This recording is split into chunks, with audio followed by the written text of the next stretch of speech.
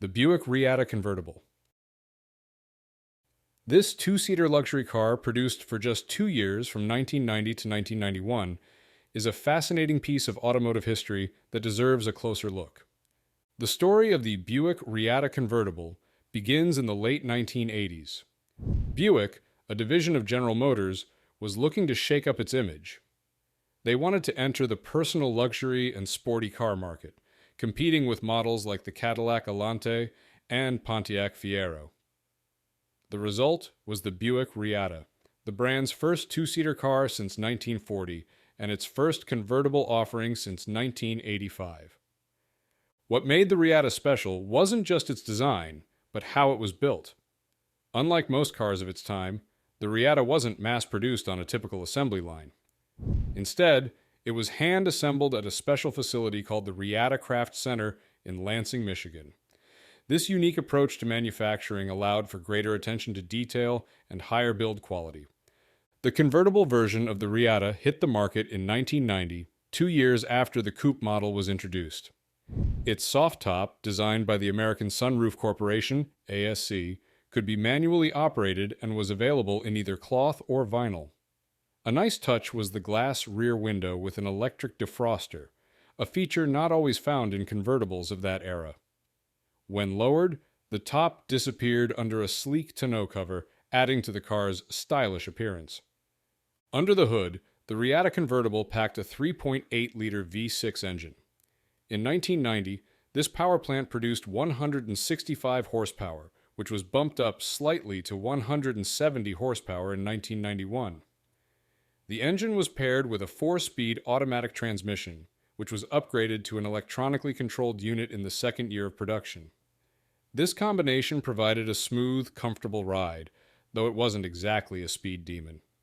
The Reatta could go from 0 to 60 miles per hour in about 9 seconds, which was respectable but not thrilling for a sporty luxury car. One area where the Reatta truly stood out was its technology.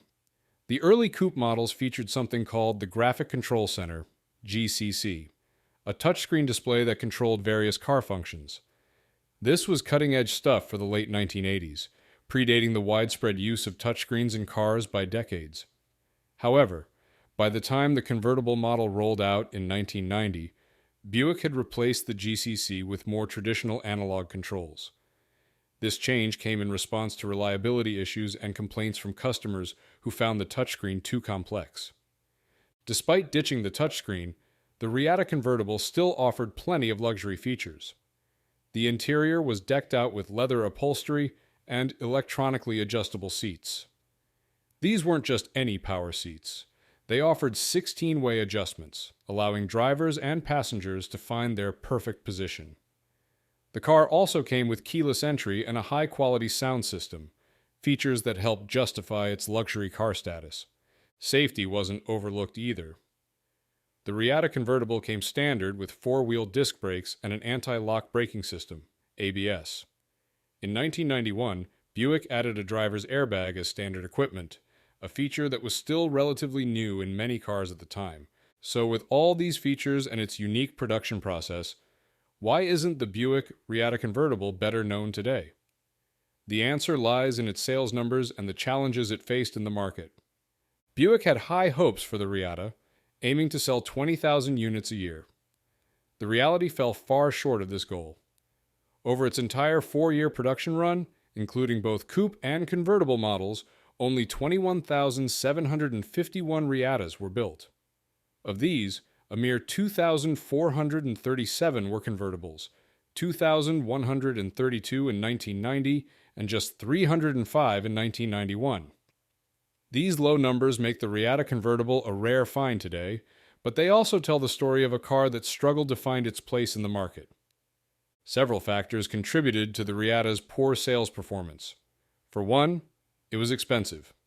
The convertible model started at $34,995 in 1990, placing it in an awkward position between cheaper sporty cars and more established luxury models.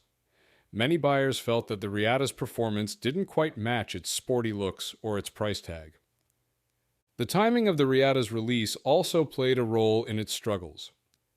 The late 1980s and early 1990s were a difficult period for General Motors, with financial troubles and internal restructuring causing upheaval. Add to this a shrinking market for personal luxury cars and the onset of an economic recession, and you have a perfect storm of challenges for a niche vehicle like the Reatta. Despite its commercial failure, the Buick Reatta Convertible remains an intriguing piece of automotive history. It represents a bold attempt by Buick to change its image and enter a new market segment. The car's unique production process, advanced technology for its time, and low production numbers make it a fascinating subject for car enthusiasts and collectors today. For those lucky enough to own or come across a Reatta Convertible today, they'll find a car that offers a unique blend of 1990s American luxury and rarity. It may not have been a commercial success, but the Buick Reatta Convertible remains a testament to a time when American car manufacturers were willing to take risks and try something different. In the end, isn't that what makes certain cars truly special? The Geo Metro Convertible. This little car might not turn heads for its power or prestige, but it has a charm all its own. Today, we're diving into the story of this unique vehicle that combines simplicity, fuel efficiency, and the joy of open-top driving. Let's start at the beginning. The year was 1990, and General Motors had just launched its Geo brand. The goal? To offer Americans affordable, fuel-efficient cars at a time when compact vehicles were becoming more popular. Among the lineup was the Metro, a car based on the Suzuki Cultus. But GM didn't stop at just making a small, efficient car. They took it a step further by introducing the Metro Convertible. This move was pretty bold. Convertibles were usually associated with luxury and performance, not economy cars. Yet here was GM chopping the top off their tiny Metro and creating something truly unusual. The Metro Convertible was manufactured in Japan and then shipped to the United States. It was only produced for a short time, from 1990 to 1993, making it a relatively rare sight even when it was new. Despite its brief production run, it left a lasting impression on the automotive world. So, what made the Geo Metro Convertible stand out? For starters, it was one of the most affordable convertibles you could buy at the time. This made it attractive to young drivers, first-time car owners, and anyone looking for a budget-friendly way to feel the wind in their hair. But affordability wasn't its only selling point. The Metro Convertible was incredibly fuel efficient. Its tiny 1-liter 3-cylinder engine might only have produced around 55 horsepower, but it could get up to 45 miles per gallon on the highway. In a time before hybrid cars were common, this kind of fuel economy was impressive. Of course, this efficiency came with some trade-offs. The Metro Convertible was small and light, weighing only about 1,800 pounds. This helped with fuel economy, but didn't do much for performance. The car's top speed was around 85 to 90 miles per hour, and it wasn't winning any races off the line. But that wasn't really the point of the Metro Convertible. It was all about efficient, economical transportation with a dash of fun. The design of the Metro Convertible was as basic as it gets. The convertible top had to be raised and lowered by hand. Many models didn't even have power steering, let alone luxury features like power windows or air conditioning. The LSI trim, which was popular for the convertible, offered slightly nicer interior materials and fabric seats, but it was still a far cry from luxury. Safety-wise, the Metro Convertible met the standards of its time. It had steel side impact door beams, but its small size and light weight meant it wasn't considered the safest car on the road. Still, it provided adequate protection for most scenarios. GM marketed the Metro Convertible heavily to college students and young people. They hoped to appeal to a demographic looking for affordable, stylish, and fun transportation. And to an extent, it worked. The Metro, including the convertible version, became popular among young drivers and first-time car buyers. But the Metro Convertible wasn't just for the young. It appealed to anyone who wanted simple, efficient transportation with the added bonus of open-top driving. Surveys at the time showed that a large percentage of Metro buyers were women, bucking the trend of many car models of the era. The Metro Convertible's impact on the market was significant. even if it wasn't a bestseller. It proved that convertibles didn't have to be expensive or powerful to be desirable. It offered an experience that was unique in the automotive world, ultra-efficient, open-top motoring at a budget price. Today, the Geo Metro Convertible has achieved a kind of cult status. While it was never considered a particularly desirable car during its production years, it's now appreciated for its simplicity and efficiency. As cars have become more complex and feature-laden, the straightforward design of the Metro Convertible seems refreshingly honest. The Saab 900 Convertible. Born in Sweden but embraced by America, this unique vehicle defied expectations and helped put its maker on the map. Let's go back to the 1980s. Convertibles were dying out, especially in the United States. Car companies thought new safety rules might outlaw them, so they stopped making them. But one man saw things differently. His name was Robert J. Sinclair, and he was in charge of Saab Scania of America. Sinclair noticed something interesting. Even though car makers weren't producing convertibles, people still wanted them. He thought, what if Saab made a convertible? It was a bold idea. At the time, Saab was known for making practical, sturdy cars for cold weather. A convertible seemed like the opposite of what Saab stood for. The car Sinclair had in mind was based on the Saab 900. The 900 was already popular, but it was mainly sold as a hatchback. Turning it into a convertible wouldn't be easy. Many Saab engineers thought it was a bad idea, but Sinclair didn't give up. He convinced Saab to build a prototype. They worked with a company called American Sunroof Corporation to engineer the convertible top. In 1983, Saab showed off this prototype at the Frankfurt Auto Show. People loved it. This positive response convinced Saab to start making the car for real. The first batch of Saab 900 convertibles hit the US market in 1986. There were only 400 of them, and they all had turbocharged engines. These cars sold out almost immediately. Saab had stumbled onto something big. What made the Saab 900 convertible special? For one thing, it was a convertible you could use all year round. Most convertibles were only good in warm weather, but Saab, being from Sweden, knew how to make cars for the cold. They gave the 900 convertible a well-insulated soft top. This meant you could drive it even in winter. The car was also practical. It had 4 seats, unlike many sports cars which only had 2. And it wasn't just for show. These were seats you could actually use. The trunk was big enough for real luggage, and under the hood, you got Saab's famous turbocharged engines. These gave you power when you wanted it, but they were also good on gas. Inside, the Saab 900 convertible was comfortable and well designed. The dashboard was angled towards the driver, making all the controls easy to reach. The windshield curved deeply, giving you a great view of the road. And the seats were designed for long trips, not just quick drives around town. As time went on, Saab kept improving the 900 convertible. They made the body stiffer, which made the car handle better.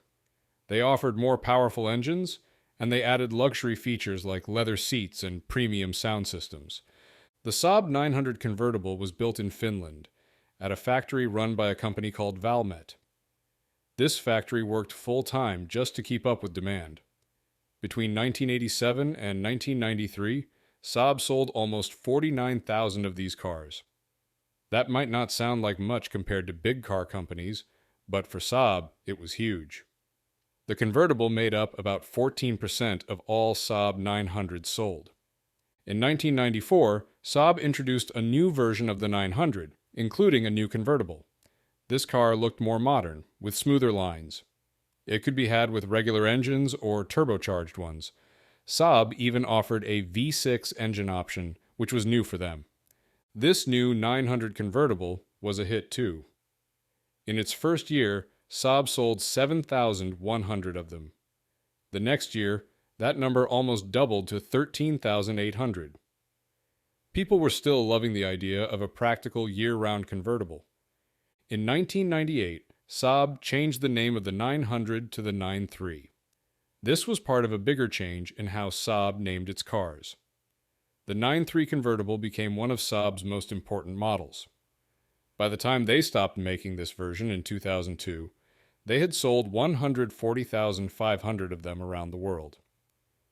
The Saab 900 convertible, and later the 3 convertible, were more than just cars.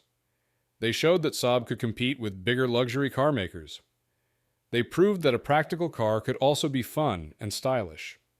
And they helped keep convertibles alive at a time when many thought they were going away for good. Today, many people still love these cars. Well-kept Saab 900 convertibles are sought after by car collectors. They're reminders of a time when a small car company from Sweden took a chance on an unusual idea and succeeded. The Suzuki X90. A vehicle so unique it defies easy categorization. And we're diving into the story of this peculiar two-seater that briefly graced the roads in the mid-1990s. The year was 1993, and the Tokyo Motor Show was in full swing. Among the sleek sports cars and practical sedans, one concept car caught everyone's eye: the Suzuki X90. With its rounded body, high roofline, and removable T-top roof, it looked like nothing else on the show floor. Suzuki, known for its small cars and motorcycles, was betting big on this unconventional design. 2 years later, in 1995, the X90 made its debut as a production model. Suzuki had high hopes for this little oddball. They aimed to attract young buyers looking for something fun and distinctive, a car that could turn heads on city streets and handle light off-road adventures. But what exactly was the X90? That's a question many car enthusiasts still scratch their heads over. It wasn't quite an SUV, despite its high ground clearance and available four-wheel drive. It wasn't a sports car either, with its modest 1.6-liter engine producing just 95 horsepower. The X90 was an automotive chimera, a blend of different vehicle types that resulted in something entirely new. Let's break down the X90's unique features. At just 146 inches long, it was tiny compared to most SUVs of the time. Its stubby proportions and rounded corners were a stark contrast to the boxy designs that dominated the SUV market. The most eye-catching feature was undoubtedly the removable T-top roof. 2 panels over the front seats could be taken off, giving drivers a taste of open-air motoring without the complexity of a full convertible top. Inside, the X90 was strictly a two-seater. This was another departure from traditional SUVs, which typically offered room for 5 or more passengers. The interior was simple, with basic amenities and limited cargo space. A spare tire took up much of the trunk, though there was some additional storage behind the seats. For those who wanted a touch of luxury, air conditioning and a dealer-installed 6-disc CD changer were available options. Under the hood, the X90 housed a 1.6-liter inline-4 engine. This power plant, shared with the Suzuki Sidekick, wasn't going to win any drag races. But given the X90's lightweight, it provided adequate performance for everyday driving. Buyers could choose between rear-wheel drive or four-wheel drive and had the option of a 5-speed manual or 4-speed automatic transmission. Despite its small size, Suzuki didn't skimp on safety features. The X90 came equipped with dual airbags and anti-lock brakes, which were notable inclusions for a small SUV in the mid-1990s.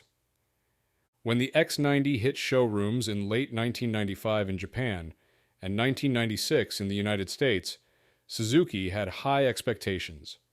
They imported 7,205 units into the US, confident that the car's unique style would win over buyers. However, the reality of the market proved to be much harsher than Suzuki anticipated. In its first year in the US, Suzuki sold 2,087 X90. While not a terrible start, it was far from the runaway success the company had hoped for. By 1997, sales had plummeted to a mere 477 units. The problem? The X90 was too weird for its own good. It didn't fit neatly into any existing vehicle category, leaving potential buyers confused about its purpose. The story was similar in other markets. In Australia, Suzuki imported 484 X90s in 1996, but sales were so disappointing that they stopped bringing them in after just 1 year. Even a 25% price cut in mid-1997 wasn't enough to entice buyers. In the United Kingdom, the X90 faced an additional hurdle. negative press. Jeremy Clarkson, a well-known television presenter and automotive journalist, famously described the X90 as the worst car ever. His scathing review, which criticized both the car's design and handling, dealt a significant blow to its reputation in the UK market. By 1997, it was clear that the X90 experiment had failed. Suzuki discontinued production, and the last remaining units were sold off in 1999. In total, fewer than 10,000 X90s were sold worldwide during its brief production run. But the story of the X90 doesn't end there. In an unexpected twist, this quirky little car found a second life as a marketing vehicle. Red Bull, the energy drink company known for its outlandish promotional stunts, saw potential in the X90's eye-catching design. They purchased a fleet of X90s and modified them by mounting giant Red Bull cans on the back. These converted X90s became a common sight at events and promotional tours throughout the 2000s, keeping the car in the public eye long after it had disappeared from dealerships. Today, the Suzuki X90 occupies a unique place in automotive history. While it was a commercial failure, it has gained a cult following among car enthusiasts who appreciate its quirky charm. The X90's rarity, a result of its low sales figures, has made it a sought-after collectible for those who love unusual vehicles. Some X90 owners have embraced the car's SUV heritage, modifying their vehicles for off-road use. With larger tires, lift kits, and other upgrades, these customized X90s are capable of tackling terrain that would have been beyond the stock vehicle's abilities. The Chrysler TC by Maserati.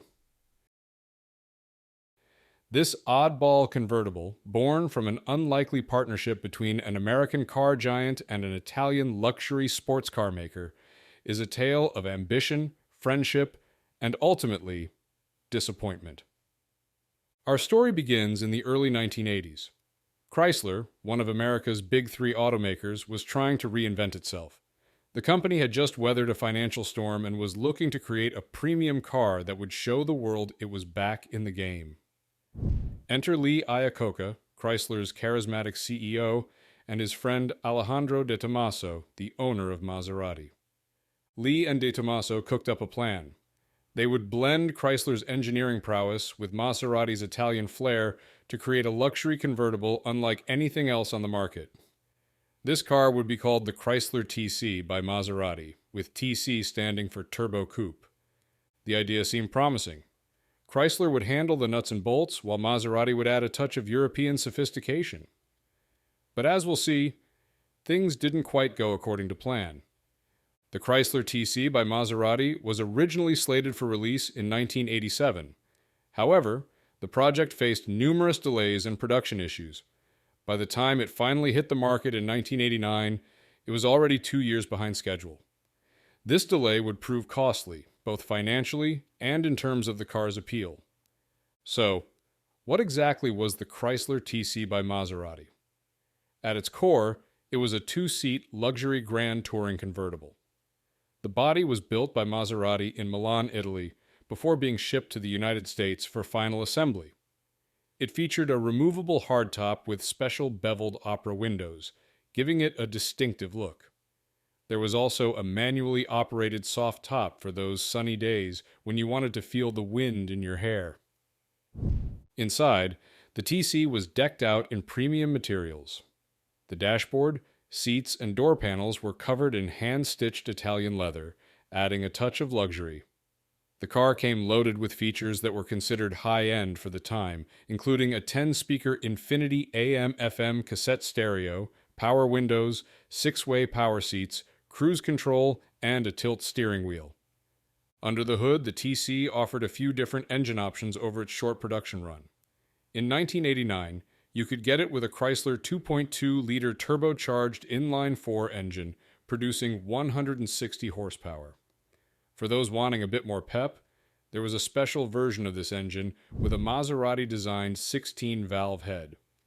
Developed with help from British engineering firm Cosworth, this engine pumped out 200 horsepower.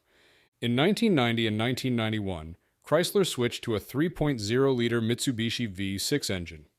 While it was more reliable, it was also less powerful, producing only 141 horsepower. This change was likely made to address issues with the earlier turbocharged engines, which were known for being complex and high maintenance. Now, you might be thinking this all sounds pretty good. A luxury convertible with Italian styling and American engineering, what could go wrong? Well, as it turns out, quite a bit. The first problem was the price. When it launched in 1989, the Chrysler TC by Maserati carried a hefty price tag of $33,000. By 1991, that had risen to $37,000. That was a lot of money for a Chrysler, even one with Maserati's name attached to it. But the bigger issue was Chrysler's own LeBaron convertible. Remember that 2-year delay?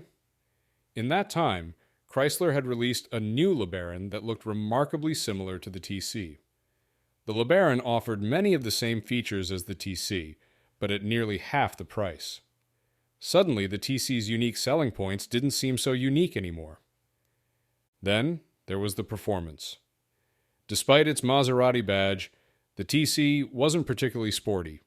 Its handling was criticized as being too soft, and its acceleration was underwhelming for a luxury car of its class. Even the more powerful Maserati-engineered engine couldn't overcome the car's weight and conservative suspension tuning. As a result, sales of the Chrysler TC by Maserati were disappointing, to say the least. Chrysler had hoped to sell between 5,000 and 10,000 units per year. In reality, they only managed to sell 7,300 units over the entire 3-year production run. Production figures tell the sad tale. In 1989, Chrysler built 3,764 TCs. By 1990, that number had dropped to 1,900. In its final year, 1991, only 1,636 rolled off the production line. Today, the Chrysler TC by Maserati is something of a curiosity. It's not particularly sought after by collectors, although the 500 or so 1989 models with the manual transmission and Maserati-engineered engine are considered the most desirable. So, what can we learn from the story of the Chrysler TC by Maserati? Perhaps it's a lesson in the dangers of overreach. Chrysler, in its attempt to create a premium product, ended up with a car that was too expensive for its own customers and not exclusive enough for luxury car buyers. The collaboration with Maserati, while intriguing on paper, failed to deliver a truly compelling product.